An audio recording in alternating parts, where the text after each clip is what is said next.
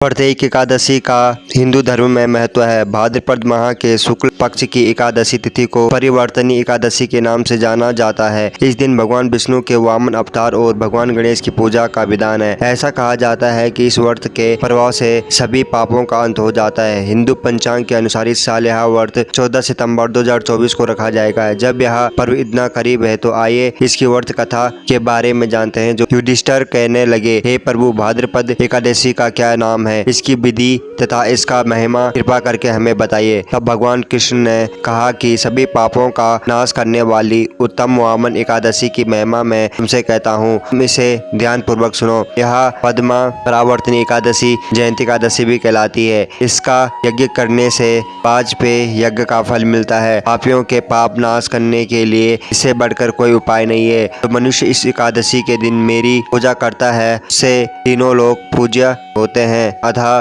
मोक्ष की इच्छा करने वाले मनुष्य इस व्रत को जरूर करें। जो कमल नयन भगवान का कमल से पूजन करते हैं वे अवश्य भगवान के समीप जाते हैं। जिसने भाद्रपद शुक्ल एकादशी को उपवास और पूजन किया, उसने ब्रह्म विष्णु सहित तीनों लोग का पूजन किया। अतः हरिवासर अर्थात एकादशी का व्रत अवश्य करना चाहिए। इस दिन भगवान श्री हरि करवट लेते हैं, इसीलिए इसको परिवर्तन एकादशी कहा जाता है। मुरलीधर के वचनों को सुनकर युधिष्ठिर बोले कि भगवान, मुझे अति संदेह हो रहा है कि आप किस प्रकार सोते हैं और करवट लेते हैं तथा किस तरह राजा बलि को बांधा और वामन रूप रखकर क्या क्या लीलाएं की। चतुर्मास के व्रत की क्या विधि है तथा आपके सहन करने पर मनुष्य का क्या कर्तव्य है। तब श्री कृष्ण ने कहा, हे राजन, अब आप सभी पापों को नष्ट करने वाली कथा श्रवण करें। त्रेता युग में बलि नामक एक दैत्य था। वह मेरा परम भक्त था। विविध प्रकार के वेद सूक्तों से मेरा पूजन किया करता था और नित्य ही ब्राह्मणों का पूजन तथा यज्ञ के आयोजन करता था। लेकिन इंद्र से द्वेष के कारण उसने इंद्रलोक तथा सभी देवताओं को जीत लिया था।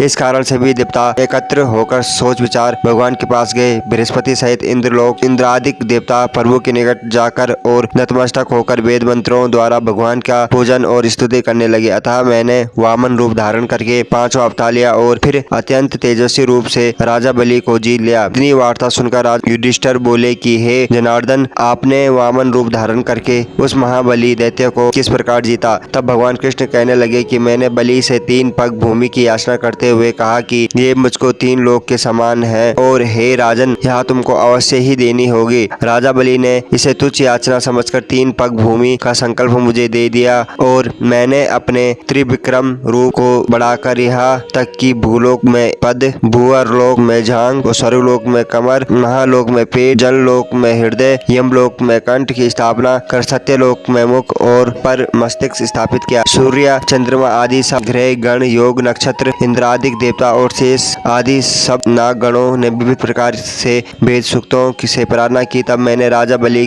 का हाथ पकड़कर कहा, हे राजन, एक पद से पृथ्वी, दूसरे से स्वर्ग पूर्ण हो गया है, अब तीसरा पग कहाँ रखूं। तब बलि ने अपना सिर झुका लिया और मैंने अपना पैर उसके मस्तिष्क पर रख दिया, जिससे मेरा वह भक्त पातालोक चला गया। फिर उसकी विनती और नम्रता को देखकर मैंने कहा, हे बलि, मैं सदैव तुम्हारे निकट ही रहूंगा। विरोचन पुत्र बलि से कहने पर भाद्रपद शुक्ल एकादशी के दिन बलि के आश्रम पर मेरी मूर्ति स्थापित हुई। इस प्रकार दूसरी क्षीर सागर में शेषनाग के पृष्ठ पर हुई। हे राजन, इस एकादशी को भगवान सहन करते हुए करवट लेते हैं, इसीलिए तीनों लोक के स्वामी भगवान विष्णु का उस दिन पूजन करना चाहिए। इस दिन तांबा, चांदी, चावल और दही का दान करना उचित है। इसके साथ ही रात्रि को जागरण अवश्य करना चाहिए। जो विधि पूर्वक इस एकादशी का व्रत करते हैं वे सब पापों से मुक्त होकर स्वर्ग में जाकर चंद्र के समान प्रकाशित होते हैं और यश पाते हैं। जो साधक इस कथा को पढ़ते या सुनते हैं उनको हजारों अश्वमेघ यज्ञ का फल प्राप्त होता है और श्री हरि की कृपा सदैव के लिए फल प्राप्ति होती है।